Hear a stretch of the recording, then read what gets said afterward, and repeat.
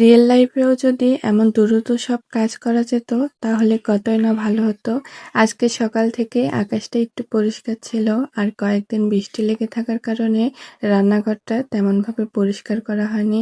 তাই ভাবলাম আজকে সকাল সকাল আমার ছোট্ট রান্নাঘরটা একটু পরিষ্কার করে পরিপাটি করে রাখি।